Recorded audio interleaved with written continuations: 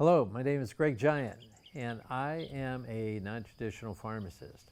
My goal as a non-traditional pharmacist is to be able to teach health in ways that you can reverse disease and make yourself healthier every day.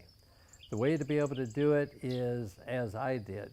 Growing up, I learned what organic farming was, what organic foods were, what nature has to offer. And as far as pharmacy school, I learned the same type of thing. I learned about herbology. I learned that chemicals such as pharmaceuticals are good as far as interventions, but they're also not meant to be substitutes for what nature and food can do. If you look at what my goals are as far as my teaching, it's ancient medicine, the way that our bodies were meant to assimilate food, and also my goal is to be able to add years to your life and life to your years by doing the right thing and making the right choices. And that's who I am. Hi everyone, this is Greg Giant, and thanks for being able to spend some time listening to a presentation I have. Of course, the title of the presentation is The Critical Role of Nature's Elements for Better Health. What does that really mean to you? Well, let's give you an example of what isn't healthy. So let's look at a person named Jacob.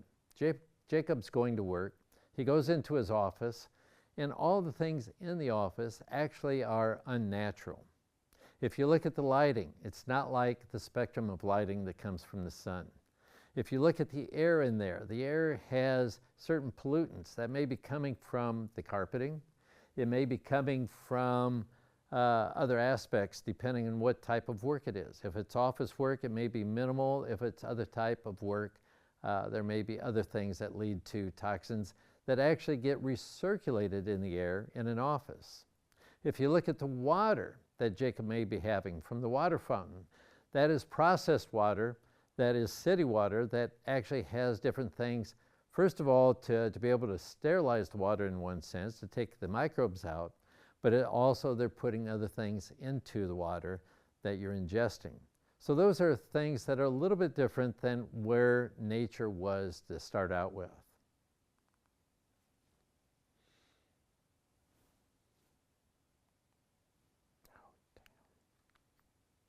So I have to edit this a little bit. Okay, so bottom line, what we're talking about is ancient medicine. If you look at ancient medicine here, you're looking at the aspect of the sun, the water, the plants, and also the carnivores. Now, we're not going to have dinosaurs as far as when man first started or through time, but there's going to be other animals that people are going to be drawing protein and food from. So to understand what ancient medicine is, it's to be able to take things in their raw and natural state.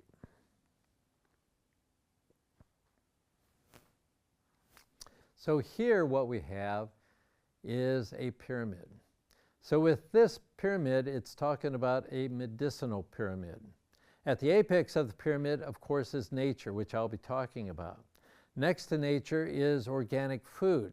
And again, it's the nutrients that we're drawing from. And then one step further is other things natural, which is herbs, spices, and essential oils. When you look at that, those are things that either can help change the flavor of foods to make it more enticing, or to be able to help heal. And if you look through time, ancient medicine involved herbs, spices, and essential oils. Things that are more modern day are talking about probiotics and supplements. Those type of things help, again, balance the body back to where it was. You see, when we take something like an antibiotic is actually disrupting the biome of the body. And in the biome, talking about the stomach, what you're doing is you're disrupting things and making it less natural. You're actually causing an inflammatory process at the same time you're trying to heal what's going on in other parts of the body. So a probiotic is there to balance what's happening with an antibiotic. Supplements are there to do and augment what we're losing in our food, as far as the food not being organic, or the food that actually may be harvested early that's not full of the regular nutrients that something that is local and organic is able to provide. And then at the bottom, we're looking at over-the-counter and prescription medicine. Those are things that at the turn of the 20th century, it's introducing things that are actually synthetic, that things that are not organic, that are not directly related to herbs, spices, or essential oils. They may try to mimic, but it's synthesized in a way that it can be mass-produced. When you have something like that that's synthetic, the body sees it as a poison.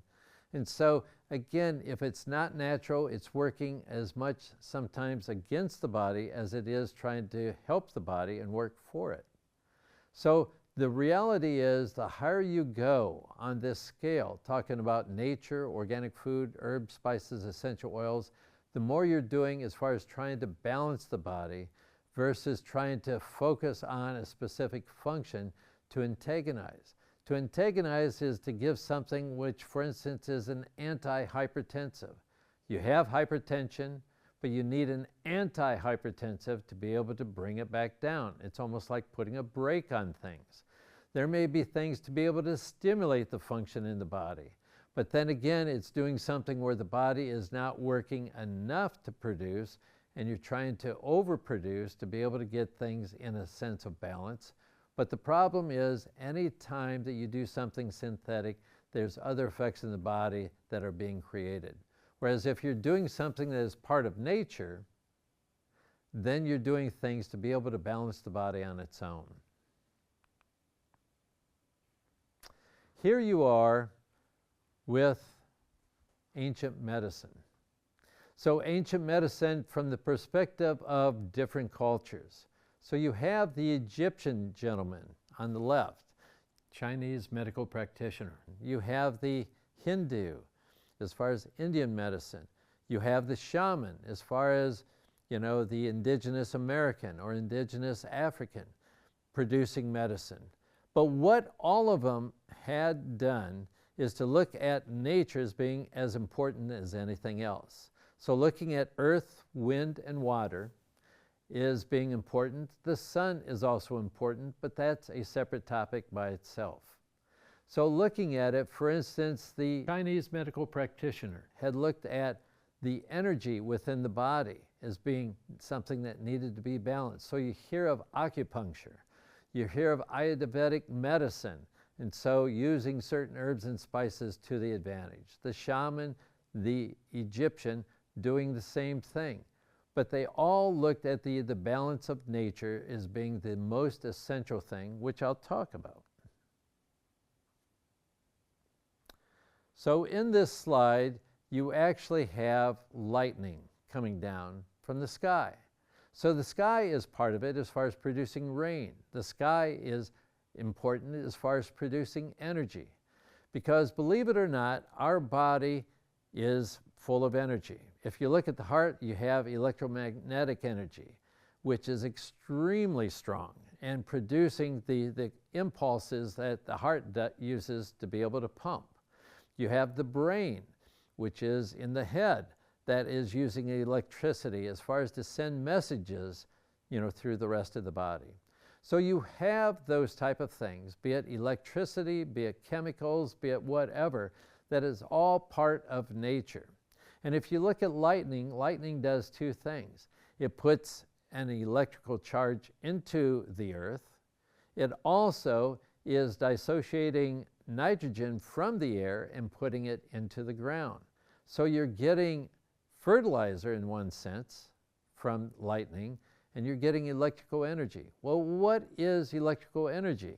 It is something that actually in our body, we need that energy to be able to balance us. And if we're off in places where we're not barefoot, we're not touching the ground, it's actually, we're starting to become more and more imbalanced. Well, if you look at that as an issue, and if you look at trying to create balance, one thing we need to do is to be able to ground ourselves. We've heard of grounding when it comes to electrical outlets, but we also need to ground ourselves, because actually when looking at all of this, we're creating with grounding, number one, nutrition for the ground. And that nutrition is actually working to improve things relative to plants growing. But we need it as far as to be able to use as an anti-inflammatory. We need it as an antioxidant. And we look at foods as being antioxidants, but we can also look at the earth as being one of the most potent antioxidants and one of the more potent ways over time to be able to reduce inflammation. That inflammation causes disease, that inflammation causes discomfort, that inflammation causes, a lot of other issues. So we look at earth and grounding as being very important, and part of it is being able to be in touch with the earth versus wearing shoes that acts as an insulation, or to be able to be in the house or in an office building where we're separate from the earth. So grounding. One of the examples of grounding is showing the cardiovascular benefits. So one of them is reducing blood pressure, because when you reduce oxidation, when you reduce inflammation, you're actually making the body work more efficiently. So doing that also is reducing the stress within the body. Another thing is it helps improve the regular blood flow. So regular blood flow is for the red blood cells, for instance, to be actually broken apart so they're working independently. Sometimes the blood will clump, and because of that, it won't be able to go through some of the vessels quite as easily. So actually grounding, being able to be barefoot out in the ground, is allowing you to improve your blood flow.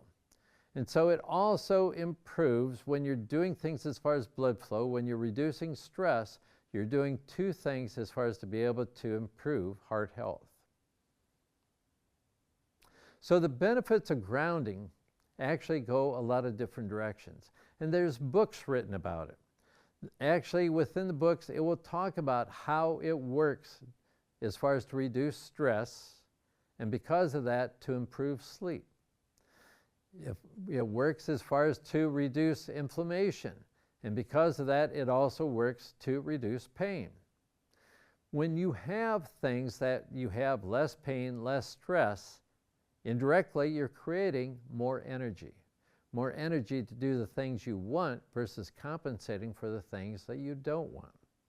You're improving the blood pressure, so you're making the body work more efficiently. And again, overall, you're reducing the stress of the heart, the stress of the brain, and you're doing all of this as far as to be able to do things within nature. Moving to another topic. And this topic is talking about air and breathing. Because when you do such a thing, as far as improving your breathing, you're actually improving the oxygenation, which of course is very important for all the cells to function properly. You're also, as far as breathing, being able to exchange and getting rid of the carbon dioxide, which is a toxin within the body. So when you have too much carbon dioxide, it's going to give you brain fog. It's going to make your heart stressed. It's going to make your organs stressed, and it's going to make you function less efficiently. Now, when you go away from the office situation where you have pollutants or air that's being rebreathed and get out into nature, the best way of being able to appreciate the air is to do forest bathing. This is something that's done in Asia. They actually, whenever you go into a forest or a park, they talk about forest bathing and to take advantage of it. So you're walking through nature, you're dissociated from all the stresses of life, talking about work, talking about other issues that may be going on around you, and you're looking at nature. You're able to breathe all the different scents that there are in nature. So looking at the forest, you have the trees, you have the plants, you have everything around you which is actually giving you health. Believe it or not, those type of plants and trees are giving off essential oils. Essential oils are improving your immunity, they're improving your clarity, They actually help reduce inflammation. So nature has another way of being able to help you and reduce or improve your conditions. So this picture here is talking about two people at home, so you can practice a breathing exercise anywhere you go. With this breathing exercise, like these people are doing, they're putting their hands behind their head, and then they're opening their elbows wide. Why? Because what you're doing is opening up your lungs. You're allowing yourself to be able to breathe more freely. Now you can do this sitting down, you can do this laying down. But the reality is not only does that open things up, but then what you need to do is to practice breathing in and out in a very conscious way. When you focus on your breathing, again, you're focusing on keeping your mind clean and free of all the things that are around you that may be bogging you down. So a good way of doing it is to be able to do a 5 count as far as breathing in, a 5 count as far as holding it, and a 5 count as far as exhaling it. So that's a simple way of doing it. And you can expand that as far as being able to take each of them a little bit longer. So instead of a 5 count, going to a 10 count, which is forcing you to take a deeper breath in and then a longer breath out as far as to get more of the carbon dioxide out of your body. But there's also another way that whenever you gasp or whenever you yawn, you're actually exchanging all the way down to the bottom of your lungs. So when you're breathing in, you can breathe in through your nose, and when you breathe through your nose, do it in a sort of a metered way. So go, doing that all the way up to 10. By the time you get to 10, you're going to want to yawn. And yawning, again, is getting the fullest exchange from your lungs. When you're breathing out, you want to breathe out with pursed lips, and then doing that, it's like breathing out through a straw. So it will allow you to breathe out slower and to be able to do this as a full exercise. Doing that for 5 to 10 minutes is the best way for you to take advantage of breathing. If you do it for 5 to 10 minutes, guaranteed that when you come out of it, you'll be more relaxed. And see, when you're relaxed and when you're breathing like this, you're also blocking and reversing some of the stress that you have as far as fight or flight syndrome, which is adrenergic. You're replacing it with a parasympathetic way, which is allowing your body to relax, your blood pressure to come down, and for digestion to actually improve. So if you do this, you can do it as a break after a meal. You can do this as a break during lunch. But when you come out of it, you will feel more energy because you've had a better exchange and you've gotten the toxins out. You've gotten your body to relax. Now, you have water. Water is very important as far as getting toxins out too.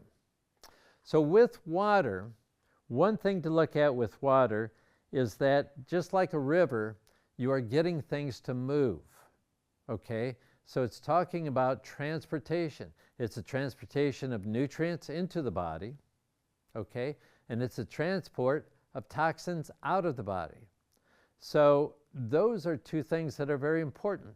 You have your regular circulation, and then you also have your lymphatic circulation. So with the lymphatic circulation, that's not really going to move well unless you have adequate water and until you move. So lymphatics are very important for you to move. Whereas the blood circulation, you have the heart to be able to move things. But to get things to go into either circulation, the more water you have, the easier it is to get the food into the body, into the right side of action, and to be able to draw things out of the body so that it can be eliminated through the kidneys. So you have better absorption when you drink water because it's going to dilute and make things easier to be absorbed in the gut and in the intestines. and to be able to move your digestive system in a way that's more normal. And in fact, 64 ounces of water is what you should be having every day. 64 ounces is like 8 glasses of 8 ounces of water. Now, when I drink water, usually 8 ounces is 8 gulps. So every gulp that you drink of a glass of water is an ounce. So that's not too bad. And if you do that first thing in the morning, okay, it improves getting your digestive system started. If you do it before every meal, it will actually help the food go down a little bit easier because you're already lubricating your esophagus and your stomach. It will allow for better gastric emptying so that things don't stick around as long and they move through your system. So water has a very important effect as far as improving the transport of food into your body, the movement of nutrients within your body, and then it makes things easier as far as the things to leave your body, as far as elimination.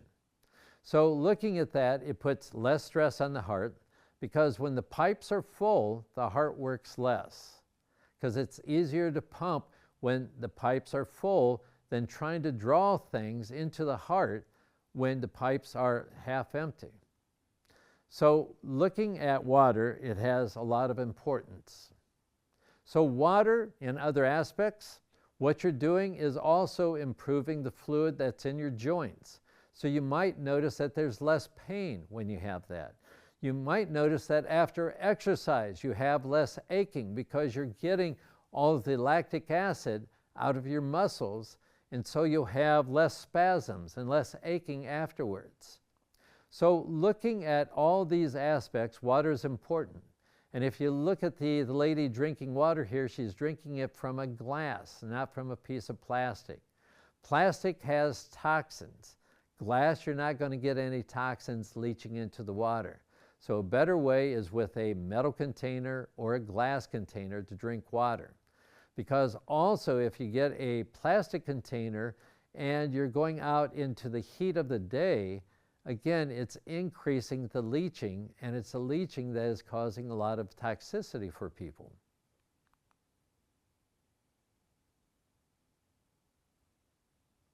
So here we have something else, which is called contrast water therapy. Okay, you notice the person who's grounded jumping into the water. So that part is good. Actually being in the water, you're being grounded. But the difference between the hot summer temperatures and the coolness of the water that you're jumping into is actually energizing all the cells in your body. So the contrast in temperature from warm air to the cool or cold water is actually therapeutic. It actually makes every cell produce more little engines, which are your mitochondria, to give you more energy over time than if you didn't do any contrast water therapy. Another way of doing contrast water therapy is a hot shower and then turning the water up, or I should say down, so that it's cool, so you finish with cold water. And if you can tolerate the cold water for 20 or 30 seconds, believe it or not, you will feel differently coming out of the shower as far as energy. So, to summarize, there's a lot of things just with nature that's not going to cost you a penny.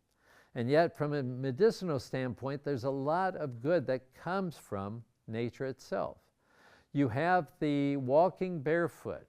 You have the ability of being able to do that. Now, if it's wintertime and you can't do that as far as walking in nature, there actually is a grounding blanket that, believe it or not, it has electric wires going through it, and it's plugged into the grounding outlet in the wall. It's not as potent as being able to touch the ground, but you're able to do it as far as sleeping for a longer period of time to have a beneficial effect. You look at mindful breathing. And with mindful breathing, again, it is being able to do a better exchange as far as toxins And it's also doing a lot as far as to be able to bring down your blood pressure, to be able to improve your digestion, and to be able to feel better overall. Forest bathing is the best of the best. If you can go walking in the woods or walking in a park, and then being able to smell all of the different scents of the plants and the trees and of nature itself, it's helping purify your body, your lungs, etc., and helping you to relax. It's improving your immunity. And then drinking water, there's a lot of things relative to water that improves your body function. So when your function is not good, a lot of people supplement with medicine. But if you use water the right way, it reduces a lot of the medicine because it is allowing your blood pressure and your heart rate to come down. It is allowing a lot of other things to happen in a beneficial way by clearing toxins, and it helps clear your mind, etc. The sun, like I say, is something that actually can be affecting you. Of course, the more we are going towards summer, the more the sun is going to be able to help you. But there's ways of being able to get benefits in other ways as there's winter time and you're inside a little bit more. But that's another topic altogether. If you look at it, earth, water, wind, and sun are the four natural elements that have been used over time to help people stay healthy, and there are ways to be able to help you return to better health. And that's the end of my presentation. So thank you.